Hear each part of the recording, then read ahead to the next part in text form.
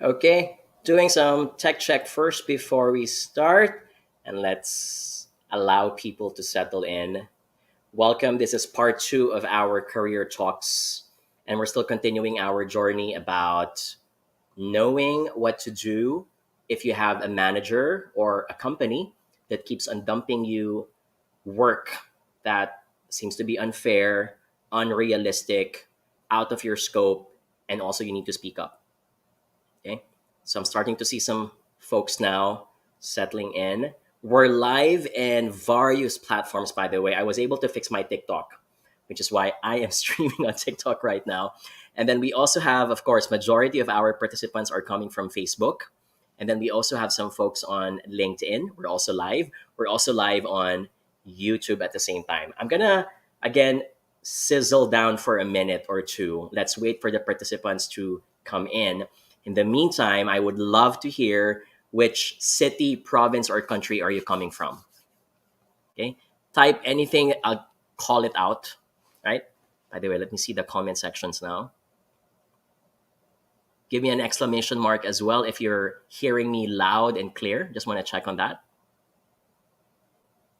By the way, I'm going to have a special guest who's going to be coming in a few minutes before we start. You guys know this guest very well. He's been featured in many of my posts, and I'm excited to have him today because he's going to help me share some career tips, by the way.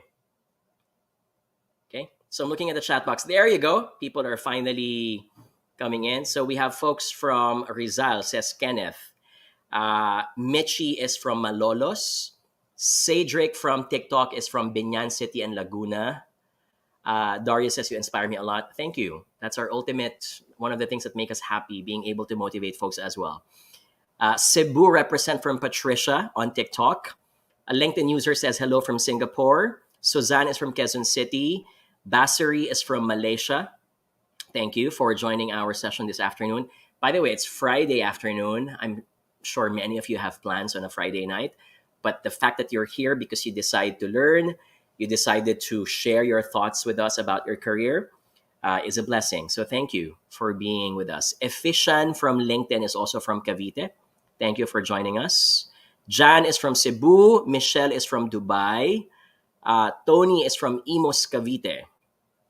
Mendelzon from LinkedIn is also coming from Cebu. Ariane is from Batangas. Tina says hello. Hello as well.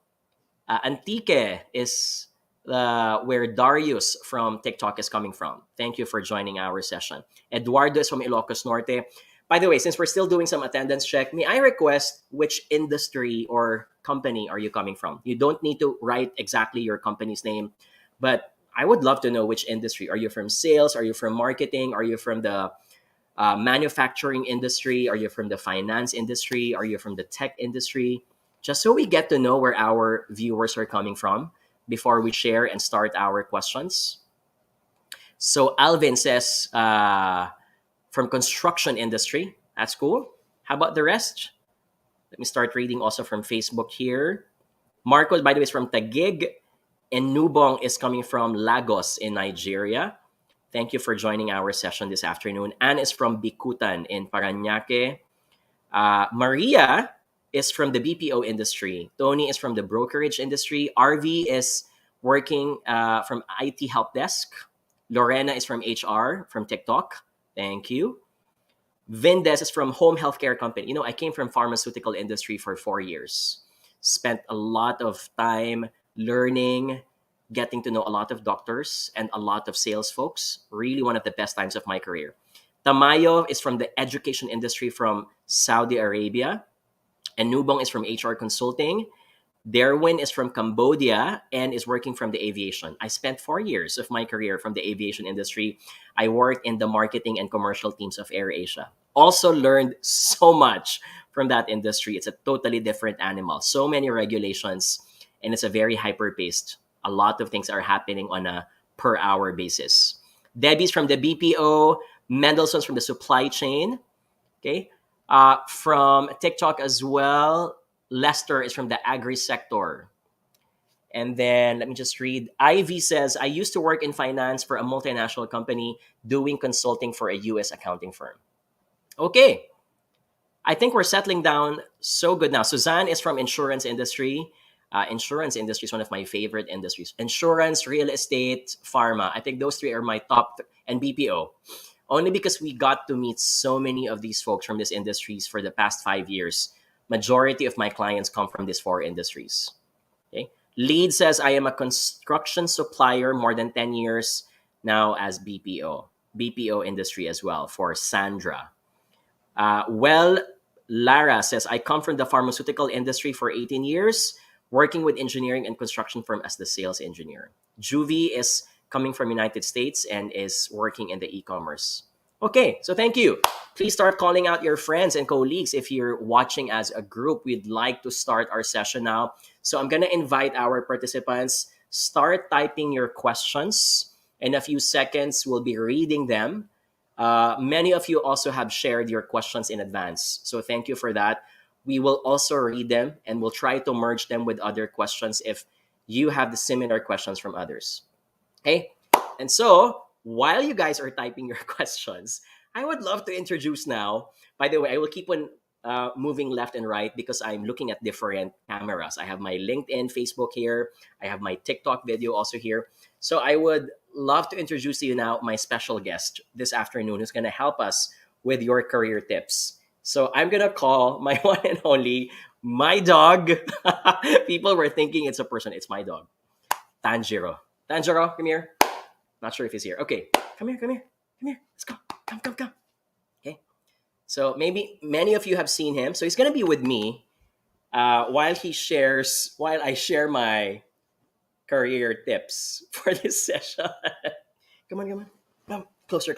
Para they get to see you. Oh, there you go. So I'm going to wait for your questions now. In the meantime, let me introduce my dog. 𝗪𝗪𝗂 is 2 years old. He just turned 2 last April 7. He's an adopted dog.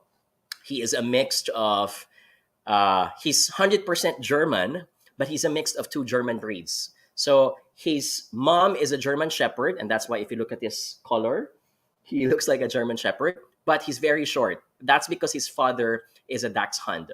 So you can just imagine how they mated together. Okay. Oh, 𝗪𝗪𝗂, you're a bit shy. Come on, show yourself in the video. There you go. Okay, see that? There you go. Mansoor is asking, is his name from Demon Slayer? Yes, because one of my favorite animes of all time is Demon Slayer. I'm so happy because they now have a new season on Netflix, the Swordsmith Village arc.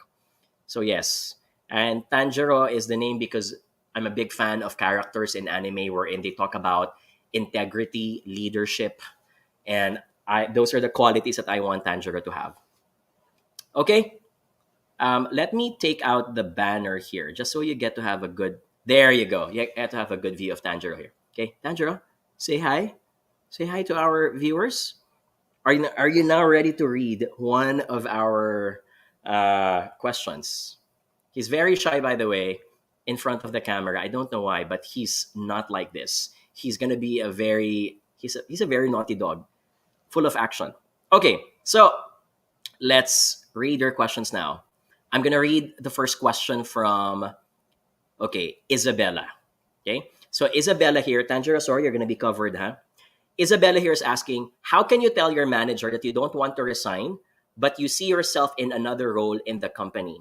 For example, you don't like in marketing, but you want to be in people and culture departments. Okay, not related to the topic, but let's answer this because it's one of my passion to talk about shifting gears and changing lanes. So 2 things. I am a believer that if you are working for a great company, the company will always support if you intend to move to a different department. And that's because they don't want to lose you as a talent. And they will not force you into a position that you realize is not meant for you and a position that you don't end up being engaged with. Okay? So this has happened to me before. I didn't specifically move to a different department, but I moved the brands that I was handling because I wasn't in love with the brand that I was promoting in marketing. I had a heart-to-heart talk with my manager and told her that I want to be in this company. I want to contribute. I see myself staying for the next 5 or 10 years. However, I think that the company can best optimize me and can maximize my full potential if they allow me to work on a different brand. I don't see any difference with that when you say the same thing about moving to a different department instead. Okay. And again, this might take some time because you don't just get transferred easily. It will also take a lot of approvals from other people in the department. What usually happens is during a transition period, if you really have a good boss, the boss is going to allow you to take on projects that are related to the new department that you are going to move into, so that it validates if you're also worthy of being transferred. So in this case, if you're from marketing and you are planning to move to HR, you also have to show that you have the right skills, the acumen, and the passion to move to HR. There are obviously other applicants who are also willing to be in that same position. So usually this will take 3 to 6 months. If you have a good manager and if your HR supports you, they will allow you to have that transition period. So again, you have to talk to your manager.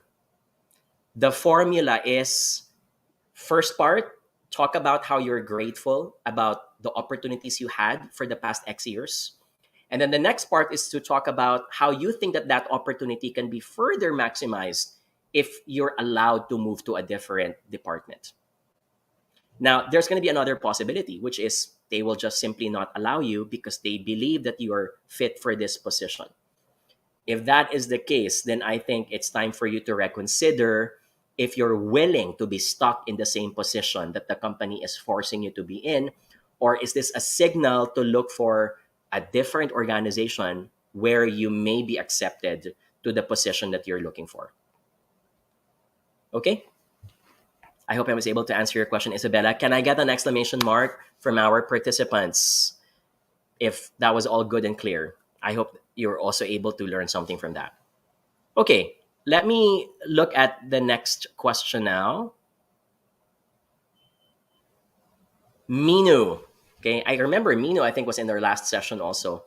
How should I negotiate with my boss when he dumps work on me a lot and yet I'm being a top performer while my colleagues who are not performers are not allocated projects like I am been dumped with? It's literally leading me to be being burnt out. So two things. Mino, you have to understand the mindset of certain leaders, and this is not the best mindset, by the way.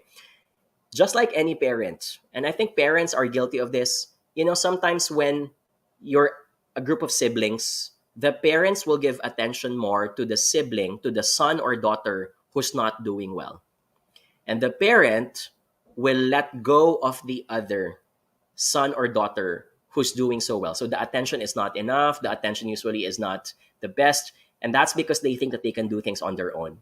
I think it's the same thing that a lot of managers do. When they think that you're doing so well, they can rely on you on more projects. So you have to consider that that perspective is natural for many managers. What I would do, however, is first and foremost, create a list that proves, because you need this first. You have to anecdote that indeed your other colleagues are not getting their fair share of work. You also have to validate, because sometimes it's just your paranoia thinking that they're not getting enough projects and I'm being dumped with too much. Sometimes we're too, we focus too much on ourselves that we don't end up observing properly that our colleagues are also being dumped with a lot of projects. So before you even confront your manager, make sure you are 110 or 120% sure about this. Okay? So that's one. And by the way, if you're going to ask me, how do you do that? You don't do that by directly confronting your other colleagues. Say, hey, can I ask how much workload do you have? Can I compare mine versus yours? This has to be done discreetly. This has to be done by either you're sneakily looking at how other colleagues are conducting their meetings, submitting their deadlines, how much of them are looped in emails. So it's really going to be tricky because you'll end up being paranoid that they're doing less when they're actually doing more. Okay? Now, if you're able to identify and decipher that they really aren't getting as much, that's when you confront your manager.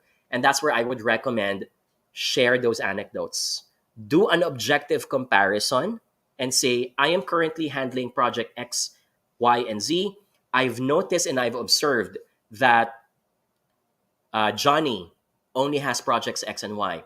Is there a way that I can tap Johnny as my teammate in one of the projects because I think that there is space for him to be able to work on this? Right? So if you can work on that, if you can say it that way, and again, your choice of words will matter, then I think you'll be able to negotiate with your manager well also. Okay? There's a risk, and that is, of course, when your manager is not open-minded to this, your manager can see you as someone who's complaining. So you have to consider that risk if it's even worth sharing. Okay? Okay, let's look at some more questions. May I ask for an exclamation mark from our participants if all are good and clear so far, and if my audio is getting across clear? Okay, Tamayo says, I am working as a teacher in an international school in Saudi Arabia for 7 years. I just received 5% salary increment for once within my tenure. Okay, so you're saying within those 7 years, you have a 5% salary increase. I planned not to renew my contract this coming year. I loved working in my school for some reasons. However, I do not see any professional growth. Do you think I have to continue or take some risks and find other company? Okay, baseline judgment here. Okay, and by the way, Tanjiro wants to join our conversation again. Baseline judgment again here. 5% increase in 7 years, and it being the only increment, I think is not generous enough. I do think that there are other opportunities that you can take on. I will say that I do have limitations answering this question because I'm not familiar on how education industry and how schools are generous when it comes to giving their commissions and bonuses, most especially international schools. So in one part of my brain, I will think that international schools have more money, but maybe they're not as generous. Okay? So my question to you, Tamayo, is to do your research. Have you asked other people in other schools, specifically international schools, and try to ask how exactly does your salary fare compared to other schools? And how does the increments come in frequently also? Okay? That's the only way. And sometimes asking that question requires you looking for a friend who has a neighbor, who has a sister, who happens to be working in another international school. Okay? I want you to consider comparing it apples to apples because comparing an international school to another regular private school or public school may have different terms. Okay? If you think that you can take on a different challenge and if you can take a higher salary, why not? Okay? I would fully support you on that. My only request is please do not quit and only do the job searching after you have resigned because it risks you to be unemployed for many months, especially if it becomes hard to look for a new job afterwards. Only jump to a new company. Sorry, only resign if you have jumped into a new company and if you have signed on to a new contract with that company. Okay? All right, let's look at more. Okay, I'm getting behind some questions. Julie Ann says, how will I be able to say no to a workload wherein I am already loaded? I feel you. If I know that the burden will just transfer to my colleagues, which also has as many load as I am. Okay, wow. This question assumes that the workload has to be done, which brings me to one of my favorite challenges of all time, which is I'm going to ask your team, if you have streamlined all of your workload, projects 1 to projects 100, have you ever asked and exhausted identifying which of them must be let go in the first place? Because remember, most of the time, the reason we are overloaded is because we keep on doing things that we aren't supposed to be doing or are nice to have but are not must have. What do I mean? There are many companies out there who do so many meetings on a daily basis, but the meetings are not decisive, and the meetings could have been an email, it could have been a phone call. And yet, because the meetings need to be done, it adds up to the time consumed. There are many companies that do a lot of reports, require their people to do reports, spreadsheets, PowerPoints. Reports are good because they help you monitor, but not all reports make money for business. And so sometimes they ask you to do reports, but no one reads the reports. I think we're all familiar with that situation. And so the solution is, what can we do to eliminate out of the 20 reports required from us? Can we only do 10? Can we only do 5? Can we only do 4? Because they're only the most important ones. I'm saying this, Julie, because I think the solution in your case is not to rotate the job across the different employees or your teammates. The solution with your situation is eliminate the fat, the unnecessary parts of your job. The other way is to push the company to give more budget to hire more people.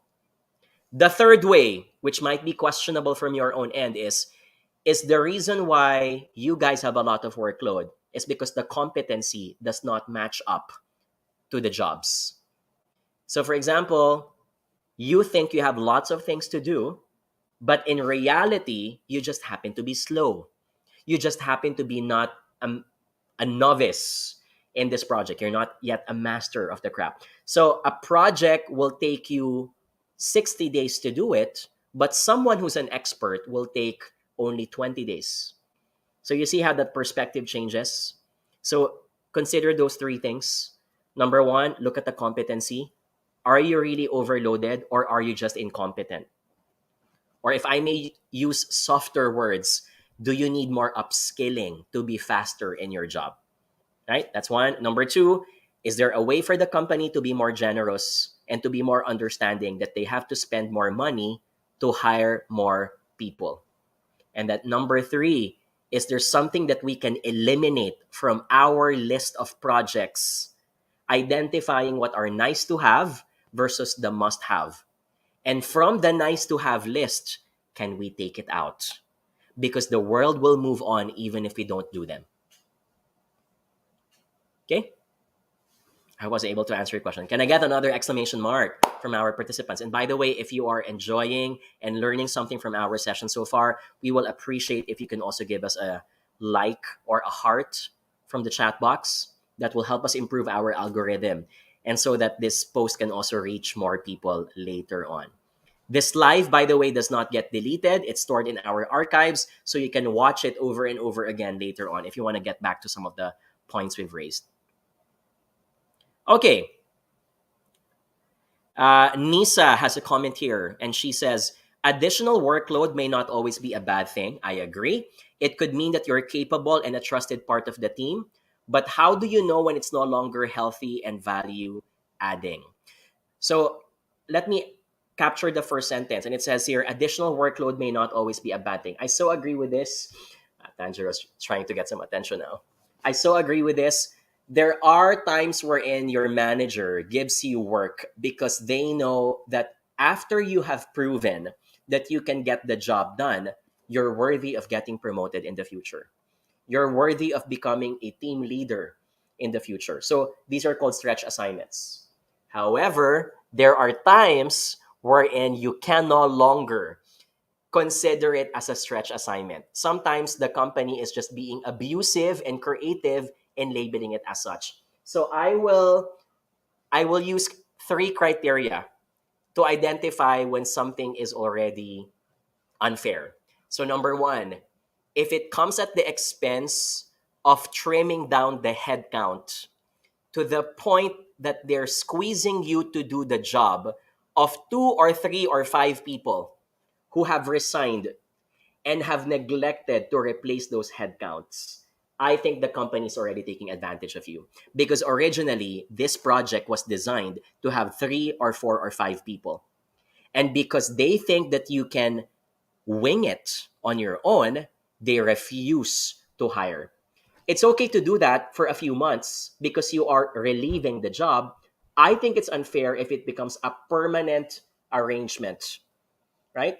Also, if you're not going to be hiring people, at least the one thing that they should do is, are we getting new software? Are we getting contractuals? Are we even increasing my salary? If you really don't want to hire any additional manpower, that's at least the fairest thing to do. Otherwise, the company's just cost cutting, and they're cost cutting at the expense of your mental and physical health. Okay? So that for me is the first criterion that I will consider when I would call it out and speak up that, hey, I think this one's unfair. Okay? That's the first one. Number two, I think it's unfair when you're being loaded with work that doesn't even have any consultation or any consent. What do I mean? There are companies that, don't move the camera. There are companies wherein on a Friday afternoon or on a Thursday afternoon, they suddenly call you out and say that you have to do additional work on a Friday and on a Saturday and on a Sunday. That your typical sacred weekends are now taken away from you. And they say it as if that you don't have any other choice but to do it. Usually, bosses are sneaky to do this because they don't want you to complain. And because they know that there's something wrong with what they are trying to ask you to do. Right? So when these things happen, I think you should push back and I think you should hold it. When I say push back, and again, it's going to be a difficult part because not all of us are graced with the ability on how to say things. I would say something like, boss, I understand that this project needs to be done, but I also need to call out that my weekends are very important for me and my family. I will you can probably offer to do it one time, but the moment they start doing this every weekend or almost every week, then I think you have the license to call it out and say, however, if this becomes a regular activity in which the weekend becomes time for work, I think that the company must provide a structure to compensate us properly. Because first and foremost, it's not legal to do that. If in your contract it states that you should only be working Monday to Friday, that should already be counted as overtime work. Okay, so extra compensation should be needed. I do think, however, that from an Asian perspective, a lot of us think that you should not be using the money card initially because you might look like as if you're only after the money. So for me, what works best and what's effective is use the power of your family and say, I would love to spend quality time with my family, and weekends are the only opportunities for me to do that. You know, it's hard for bosses to rebut that. If I were to use it as a technique, it's hard. And sometimes the best way is to also compare it to their own families and say, boss, I'm sure you also have a family, and I'm sure they're also waiting for you during weekends to spend quality time with them. I also would love to experience and enjoy the same thing with them. Andrew, come here. Okay. Okay, so I hope I was able to answer your question, Nisa. Okay, let's look at some more questions here.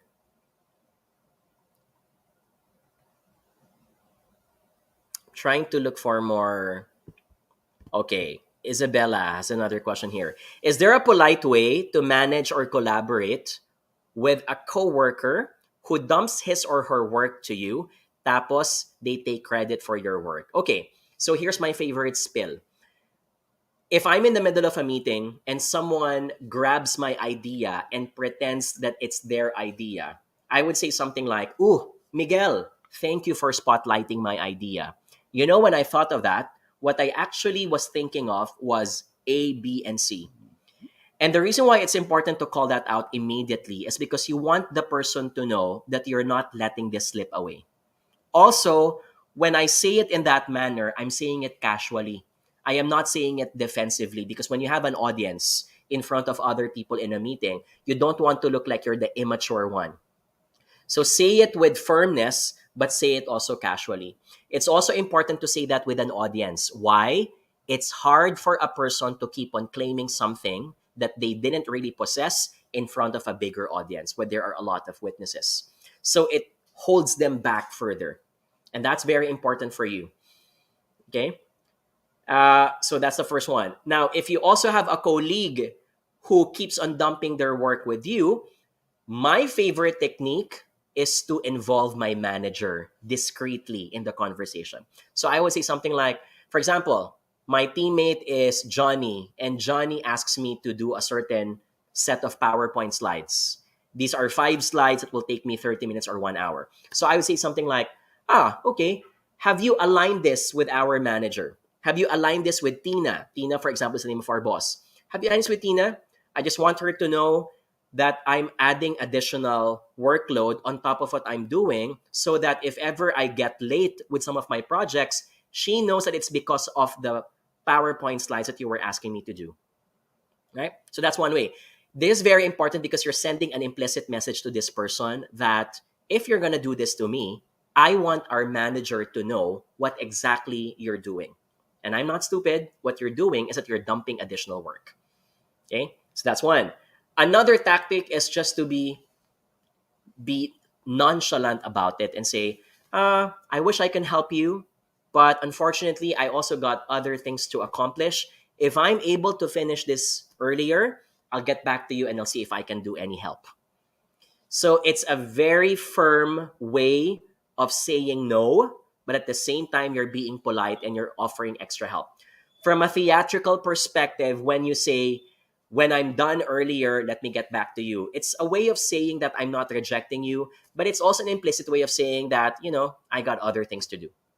So that's also another tactic. Okay? The least that you should avoid, the least thing that you should be doing is to give them one window to bully you and to transfer their tasks to you. Because the moment you do it, it gives them the power to do it over and over again. And the more repetitive the activity is, the more it emboldens them to think that it's normal. Okay? So never let it slip away even just once. Thank you, Isabella, for that question. Okay. Before I continue our questions, can I give away some prizes to our participants? Can I get the letter P in the chat box? Right? If you guys are all good. By the way, Mark from TikTok is saying, in short, what you're trying to say is, madami pa akong kailangan gawin, wag mo ko utusan. That's right. That's part of the theater. There are many ways to say it without saying it, if you get what I mean. Okay? All right. There you go. So let's give away 2 prizes. One is for TikTok because we have some viewers here. And then let's give away also some prizes on our participants on Facebook, LinkedIn, and YouTube. Okay? So what will be my prize? So I want to give away 500 pesos worth of gift certificate from our sponsor, and that is 𝗖𝗂𝗍𝗪𝗏 Snacks. By the way, TikTok folks, you will not be able to see my visuals here. So you can also check them on Facebook if you want. But basically, these are 𝗖𝗂𝗍𝗪𝗏 Snacks are dried fruits and vegetables that are like chips, and they're very healthy. They're very sweet also. They're very savory. And they come from a Filipino-owned company called 𝗖𝗂𝗍𝗪𝗏. So I want to give 500 pesos worth of gift certificates. What I'll do is simple. I am going to call out randomly one of the names in the chat box, which means that if you have been commenting all these times again and again, you have more chances of winning because your comment is like a raffle entry. Okay? Can I get an exclamation mark if we're all cool with that? Okay? So let me start. Let's look at the comment section now. Let's start looking at the chat box and let's look at some of the participants. Okay. So, by the way, before I do that, if you happen to be the winner, okay, I'm going to show it now on the screen. TikTok folks, just listen to what I'm going to say because I cannot put a screen on I can't put an outlay on the screen. So you have to email MKTG or marketing at I'mAlsoHealthy.com and indicate that you are claiming 500 peso gift certificate. So for TikTok folks, you can just message me personally on Facebook or on TikTok, and we can share with you the email address in case you miss it out. Okay? So let's call out our winners now. My winner on Facebook, okay, let's make this more generous. I'm going to give away winners on Facebook, I'm going to give away winners on LinkedIn. I'm also going to give away winners on TikTok. Okay, so we got 3 winners. So first, let's look at TikTok. Okay, my TikTok camera is here. So my winner, ladies and gentlemen, on TikTok is 𝗬𝗔𝗥𝗘𝗘𝗥. Congratulations. 𝗬𝗔𝗥𝗘𝗘𝗥, congratulations.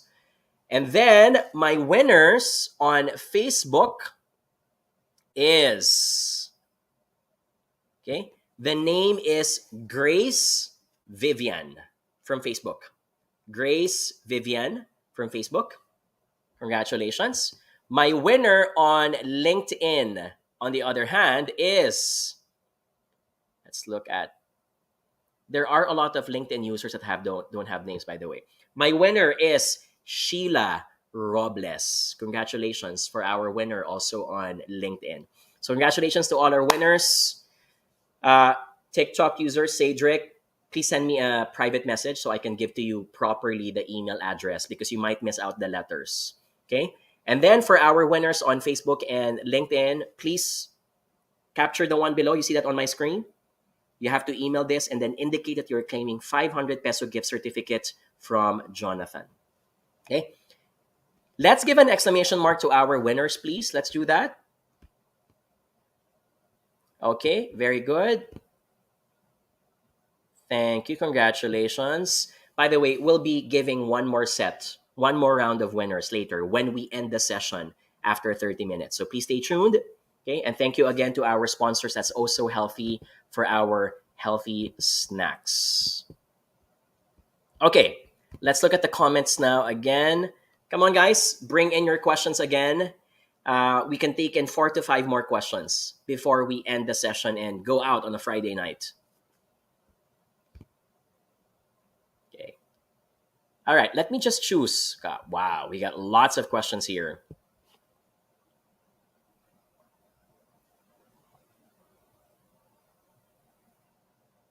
Ayan. Oh, Hansel, by the way, on TikTok already placed the email address. Pero pang winner lang yan, ha. Baka mamaya lahat kayo mag-email. In any case, we know who the winner is anyway. Okay. Hansel has a question daw. Hansel, could you please type again your question just so I can read it? And I will be able to read it in a while. Promise.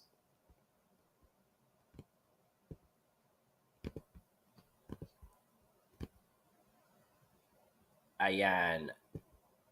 Okay, let me look at this question now. Cover natin to.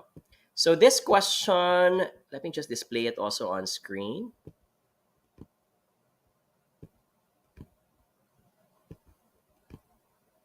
Okay, nawala na yung questions natin. Puro mga comments na tayo lahat.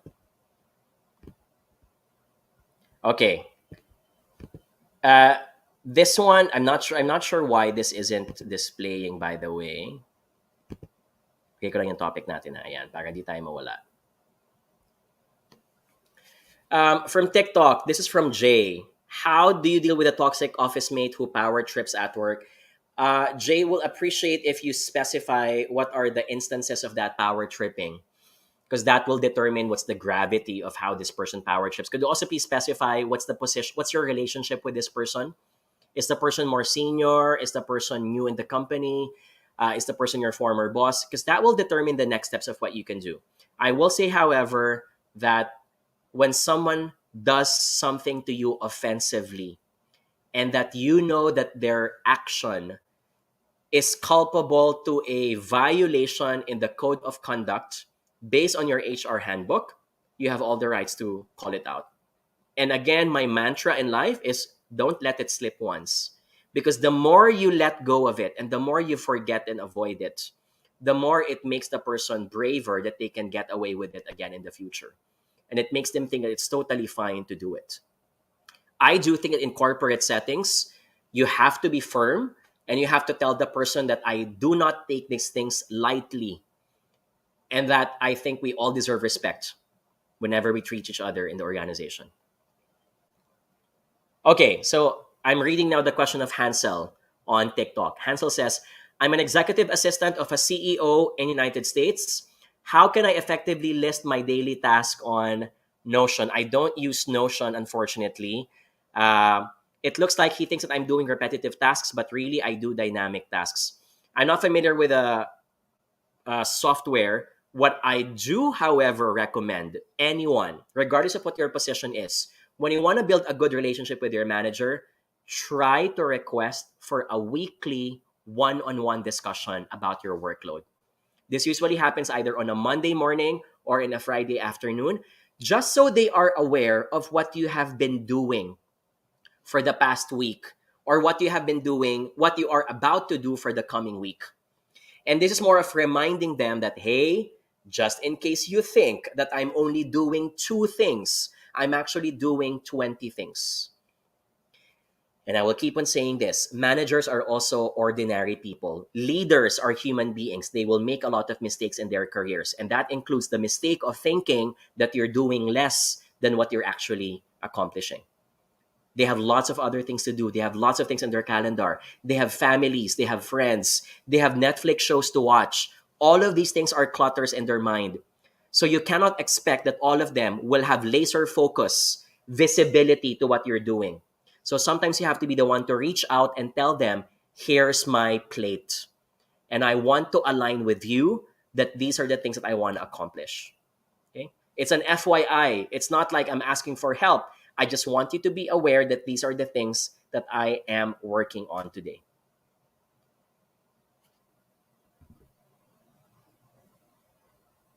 Okay? All right, let's look at more questions. Let me read a question now on Facebook. Nits is asking here, what is your thought when you have primary functions or team leading functions, then one project asks you to do a stretch assignment leading 6 to 8 people? Okay, I all for accepting stretch assignments, because I do know that when I'm given a stretch assignment, it's a sign of 2 things. Number one, the company thinks that I am ready for that stretch assignment. Number two, likely the company is giving me a stretch assignment because it will lead to something else in the future. Could be a potential promotion, could be a potential salary increase, it could be a potential movement to a different department because they are training me to be upskilled for something else. So I will take it. I do think, however, that a stretch assignment is no longer a stretch assignment if it covers beyond the natural amount of time.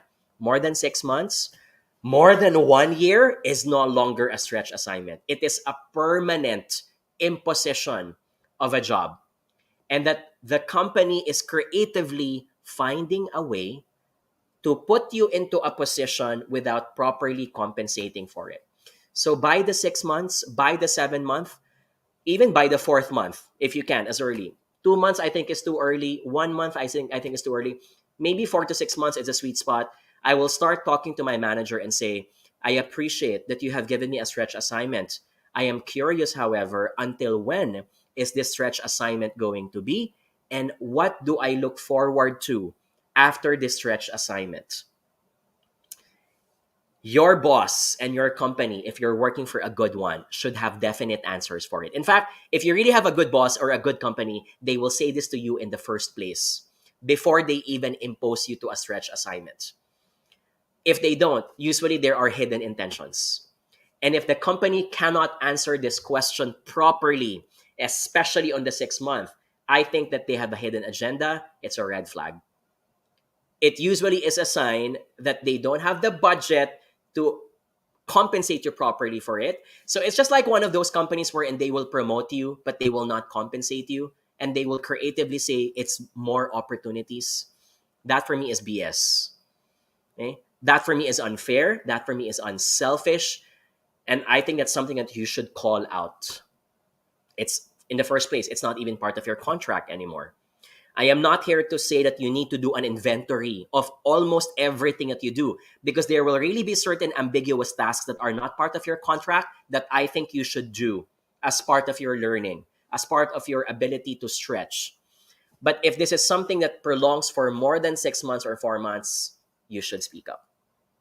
And if they don't do something about it, I will consider looking for a different opportunity, a different team. If it involves a violation of your legal rights as an employee, I will consider, if you can, settle it from a legal perspective.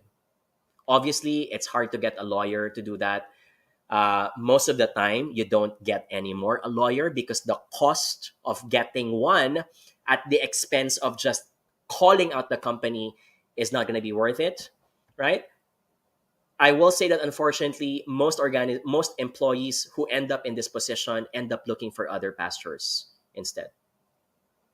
Okay. But I do hope that you get to first discuss this with your manager, discuss this with your HR, or discuss it with the boss of your boss. Okay. And let them know that you don't feel that this is a fair arrangement. Okay. KJS says from TikTok, my supervisors love you. Can you please give them a shout out? So I'm giving a shout out to their team leader, Red Raiko and 𝗬𝗂𝗍𝗏. Hello. Thank you for watching our session.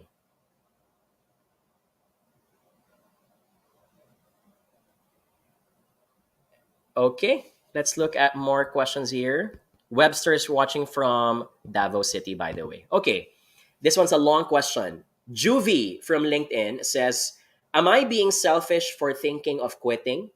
From 15 people, I am left with only 4 folks to do the work. I feel like they are putting too much on us. I feel bad for myself and for the rest of the team. Workload has been crazy, and after the layoff, I understand the situation of the company, but lately it's been consuming me. It seems like they are pushing things to a direction we all never expected. Uh, Thank you for reading my question. No, at the end of the day, no one will take care of your career but you. So even if you've quit your job, and even if, yes, it's normal to feel guilty that there will be some left behinds who will absorb additional work, that's how life is. It can't be in a way that you will also sacrifice yourself to a point that your teammates may not be struggling as much, but you're also struggling. In any case, the natural evolution of this is that your teammates, if push comes to shove, will also likely quit their job, which in the end becomes a cost for the entire organization who fails to give you the best experience and the fair treatment also. Okay? Don't feel selfish.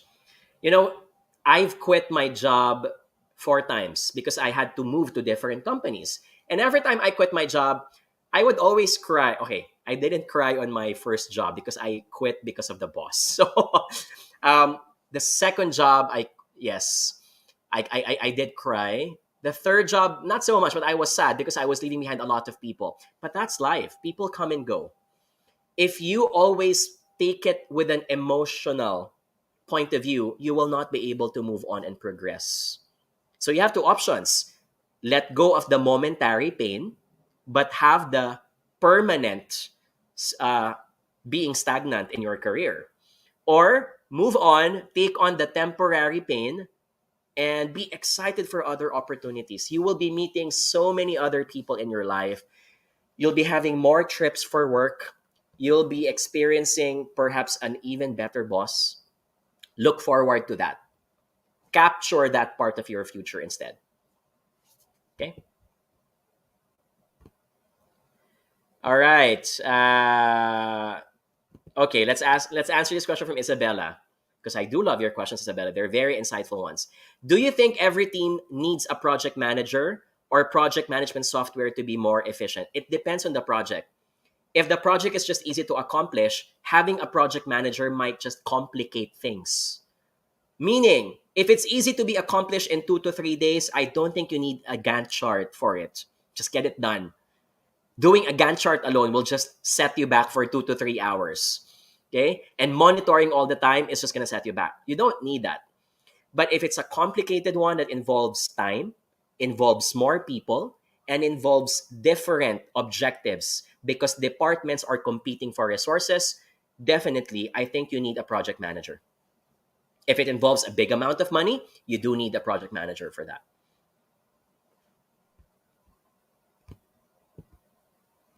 Okay. Charles says hello. Hello as well.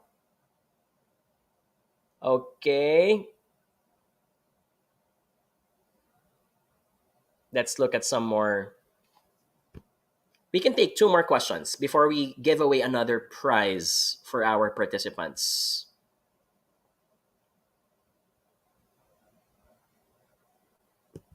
Okay, LJ from Facebook is asking this question.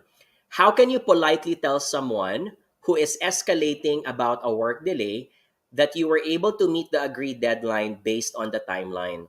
How can you say that the expectation was very tight and unrealistic? How can you politely tell someone who's escalating about a work delay? Okay, what first and foremost, LJ, why is the person complaining that there was a delay when you're telling me also that you were able to meet the deadline? Okay, so there must be a misunderstanding here. And then LJ also asks, how can you say that the expectation was very tight and unrealistic? Rule number one, from the very start, never accept a project if you think that the timeline is unfair and unrealistic. Anything that involves you saying, yes, I'll do it, means you are committing that it is doable. So before you even sign on to that contract, say yes to an email or say yes to that meeting, challenge it. Challenge it and say, I agree with X, Y, and Z. However, I feel uncomfortable with the deadline. 50 days is not enough because, and then you give your examples. Number one, based on our experience, when we did a similar project, it did not take us 50 days. So you're giving now some anecdotes to prove to them that even if you don't have a basis for the deadline, you should base it by comparing it to other similar projects. That's one. Number two, you can also say, that's optimistic. And I think that optimism is going to get back to us later on, because when you look at the person who's approving it, it does not take them 2 weeks or 3 weeks, right? They will take 1 month to approve it because they need to do due diligence. And remember, sometimes people will give you a very tight deadline because they're also buffering and sandbagging. So remember, this is a battle of sandbagging. When you know that someone has a tendency to sandbag, challenge that sandbagging and also sandbag yourself and say something like, this is not ideal. This is not an idealistic timeline because while I'm also in the same boat that we want to get this done quickly, I think this is going to compromise the quality and it will only end up making us get the job done longer. So I'd rather spend an extra amount of days to get it right for good versus saving what, 5 days or 7 days, which I don't think is going to be significant anyway, and make the deadline look like make it look like we weren't able to meet the deadline. We have to set ourselves up for success. Okay? One way to say that you're being polite but challenging at the same time is to use words such as, I agree with you on blank. I'm with you on the same boat as blank. I'm your ally on X, Y, and Z. And then you say the but, however, in the meantime, right? So appreciate before you challenge. That's always the formula. Okay? The goal is to lower the guards of the person.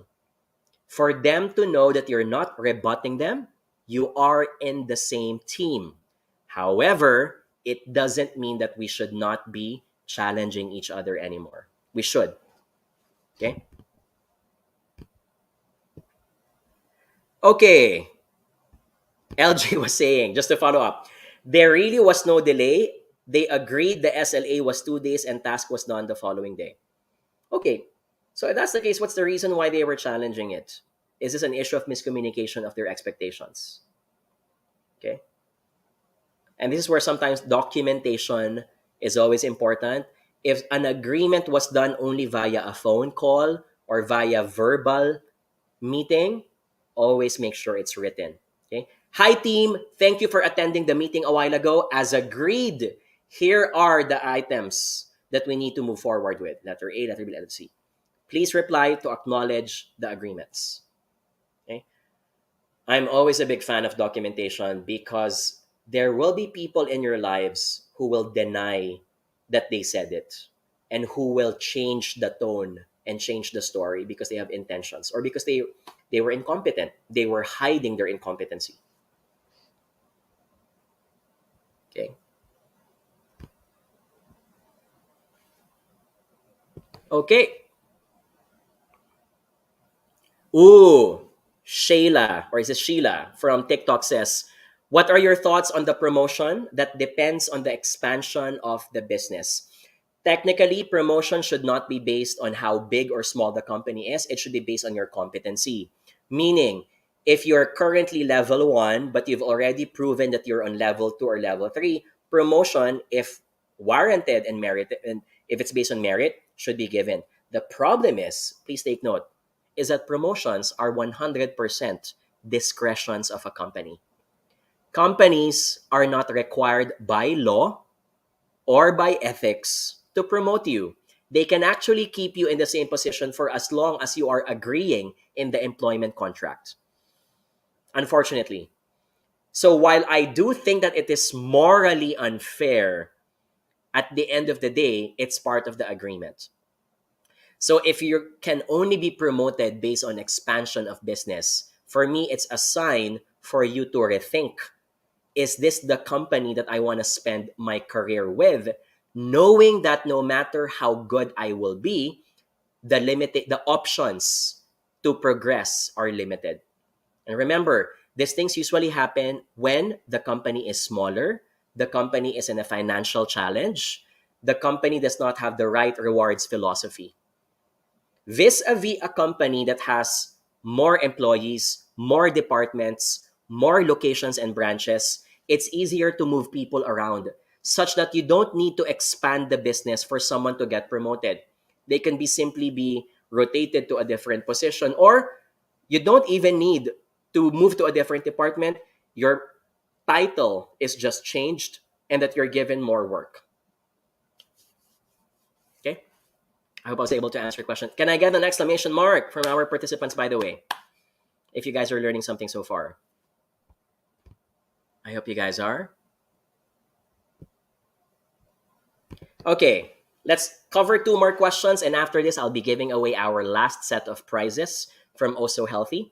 So Charles Paul on YouTube. Finally, we have a question from YouTube. We don't have much viewers on YouTube, by the way. I'm not as active on YouTube also. So Charles is asking, my friend enjoys her job and company culture, but they are lately overwhelmed with workload. Do you advise that she stick for some more time, or does she need to confront? I would do both. I would confront and say, what is the reason why this sudden surge of workload is happening, just for you to investigate. Is this something that's going to be permanent? Maybe it's only for a 3 months or 6 months. Maybe because there's a new slew of clients. Maybe because the company is financially challenged and they need to hustle more. Okay. Sometimes asking this casually depends on your style. Sometimes I can get away with asking this in a joking manner in the pantry, right? While I'm doing overtime work and I'm eating dinner with my boss, I have a tendency to crack this as a joke, and I'm able to still get the answer from them sneakily. So it depends on your style. But yes, I would confront and ask these questions. I do think, however, that there are situations wherein, because it's not permanent, you just need to rough it out for a few months or for a few weeks. 3 months, perhaps 4 months, 2 months. That I think is a good amount of time to say that you have exhausted experiencing it. But if the situation does not change, I will start floating my resume on the third or fourth month, because it seems like it was a permanent change in the environment. Okay. Also, I'm gonna ask you to change your perspective. Workload's gonna be tough, but is there something with the company that still makes you want to stay? Workload could be bad, but you have teammates that are your best friends. You're still properly compensated. You have a lot of international trips abroad. The office is just 10 minutes away. If these things are still, you know, helping you become a better person and making you enjoy life, then sometimes something has to give. You will consider that the other trade off is still worth taking as pain, because you have other things that you are enjoying. The point I'm trying to say here is there is no perfect job in this world. There will always be trade off. And your question should always be, if I instead decide to move to a different company or decide to become an entrepreneur, is the chance of me getting the same set of benefits, privileges, and happiness gonna be likely more or less if I move? And of course, it's hard to say yes or no because it's a gamble, but everything in life is a gamble. But the only person who can answer that is you. But you need to I would write it down. I would do a pros and cons. Okay? I would ask questions from other people. I would consult the people who know me well, bounce it off, collect as many information as I have, as I can with other people, and then make a decision afterwards. Okay? All right. Can I get another exclamation mark before we end the session? Did we learn something today? I hope we did. Yes? Okay. I'm going to end the session now with prizes. Can I get a letter R in the chat box if you guys are ready for another set of prizes? Oh, can I just answer this quickly before we go for prize? Because I want to answer this. This one's a good question. Janine, what is the difference between being dumped with more tasks to feeling that you're being dumped with more tasks knowing it was just a few tasks added? This is a very subjective question. The only person who can, I don't want to look like I'm passing the answer to you guys, but this is an issue of threshold. The ability to take in more additional projects will depend on your capability, will depend on your choice. Do you choose to spend more time working in the office, spending more time in the office, even if it's a Friday night or weekends, knowing that the company will reward it later on? Or do you work for a company wherein no matter how much you do, it's not going to be compensated anyway? And you don't think that there's a difference between doing X plus Y versus X only, and therefore it's okay to not do additional work? The only person who can answer that is you. And that includes self-awareness. And that also includes being a higher sense of others, your colleagues, your company, etc. Because I'm going to say it's subjective, because if you add in my bucket list, in my project list, 2 or 3 more deadlines, or let's just make it more specific. I'm in the business of delivering motivational talks and workshops for companies. Averagely, let's say, for example, we have 20 clients that we serve per month. If you tell me that I am adding 2 or 3 more clients, which is just a few clients anyway, I'll say that's nothing, right? But if you also tell me that if you're going to add 4 or 5, which I think is already a lot, I will say that's a lot, but I'm ready to take it in because that's still good for business. Because that's my threshold. So it's going to be subjective in your case. Okay? The only thing that you need to consider from a universal point of view is if you're already being abused. But in your case, you're telling me, Janine, that it's just about getting a few tasks added. So it depends. What's your objective for taking on that additional task? Is it for a reward? Is it for integrity? Is it for your ego? Is it just out of getting a kick that you were able to show and prove to someone that you were able to accomplish it without expecting anything for returns? Right? Okay? Thank you for your questions. So let's give away some prizes now. Before I end with the prizes, can I just do a quick commercial? If you guys are available in the coming weeks, please note that we are conducting a few workshops that are in partnership with SMX Convention Center in Fort BGC in Aura. So our workshops are happening on April 27 until April 29. We have 5 workshops scattered across. So the first one is Leadership in Hybrid Work Era. This is designed for managers and leaders. The second one is Level Up Your Social Media Marketing. So intended for professionals, content creators, or business owners. The third one is How to Manage Irate Customers, April 28th, Friday. And then on Saturday, we have 2 workshops. The first one is Boost Your Confidence, which is about public speaking. And then the last one is Email Etiquette and Business Writing, happening on April 29th, Saturday. You can get your tickets at jonathan.yabut.com. We're very excited to have all of you. Hope you guys can attend. We've been doing this since 2018.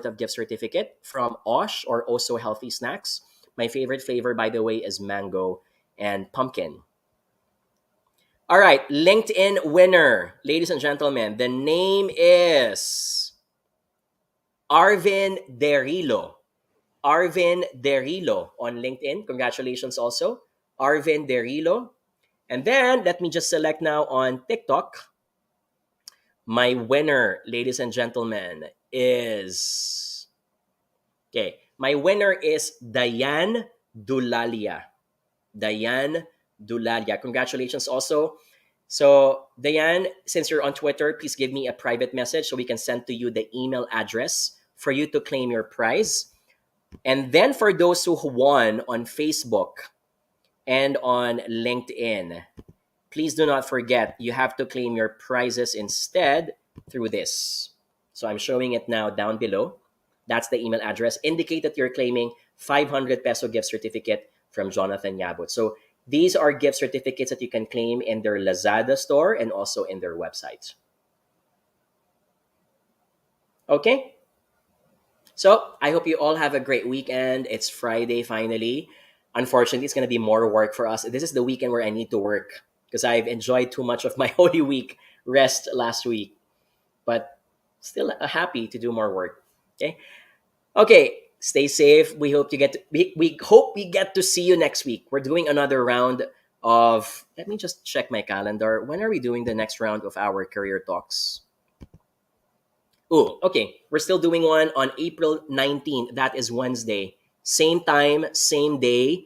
Also here on Facebook, LinkedIn, and on TikTok. We haven't yet identified the topic. So if you have anything in your mind, let us know what do you think you want to talk about. Okay. I'm okay if you still want to talk about quitting again, but I would wish that we talk about something else. Okay, I don't want to be known as that guy who just talks about quitting. That's not the brand equity that I want to achieve. Okay, although I do understand that it's one of the struggles for many folks these days. Okay, so happy weekend, stay safe, and thank you guys for tuning in with us. Bye.